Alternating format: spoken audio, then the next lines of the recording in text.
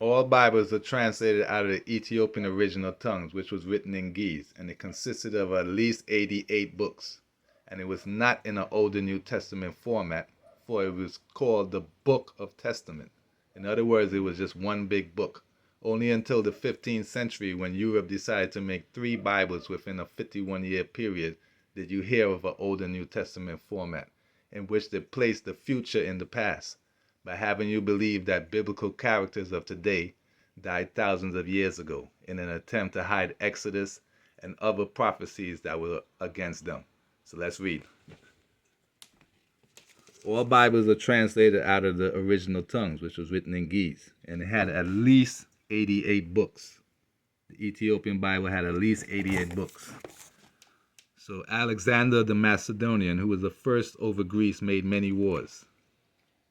He fell sick and died, and then he called his servants and parted his kingdom among them. So his kingdom includes these people. His servants ruled everyone in his place. They all put crowns upon themselves. So did their sons after them many years, and evils were multiplied in the earth. There came out of them a wicked root, a hostage of Rome, which is of the kingdom of the Greeks. So in those days went there out of Israel wicked men, who persuaded many, saying, Let us go and make a covenant with the heathen. So who are the heathen? Whereupon they built a place of exercise at Jerusalem, according to the customs of the heathen. So they forsook the holy covenant and joined themselves to the heathen. So Jerusalem joined the heathen. So now the kingdom was established. He taught to reign over Egypt. So he entered Egypt and took over Egypt. So now Greece includes Jerusalem and Egypt. Then builded a city of David. In other words, they went to one of the Ethiopian cities and they built a wall and towers and a stronghold that they put therein a sinful nation, which is Jerusalem. Because don't forget, the entire Middle East used to be called Ethiopia. So the spoils of Jerusalem and became an evil adversary to Israel, for Israel is based in Ethiopia. So Jerusalem fled, whereupon the city was made an habitation of strangers, and became strange to those that were born in her. And her own children left. And everyone shall leave the laws. Because their plan was to make everybody forget the beginning. So to the end they might forget the Lord, forget the law, and change all the ordinances. And whosoever would not do according in the commandment of the king, he said he should die. In other words, Antiochus wanted anyone who wasn't following him to die. So he wrote to his whole kingdom, which includes Judah, that so he commanded evils in the land, which was, wheresoever was found with any of the book of testament.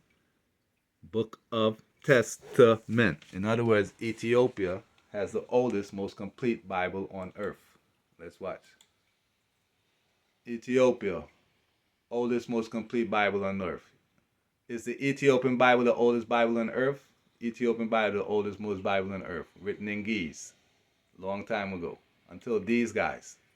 You get Thomas Lodge, who created a fictitious Jewish historian from Jerusalem and placed him in the 1st century. So as you can see, the Geneva Bible came first, then a French Bible called the Rhymes 22 years later, then the King James Version.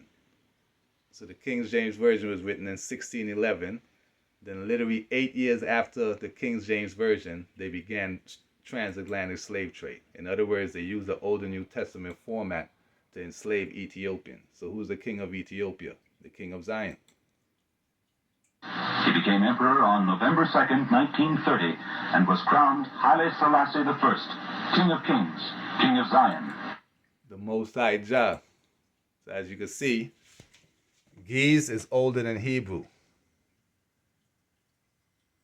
Ge'ez is the language of the original, from which the Greek and Aramaic copies were made. In other words, they changed the original story.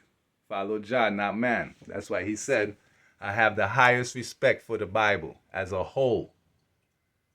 Therefore, the Bible should not be cut into portions. Haile Selassie himself said it. Follow Jah, not man.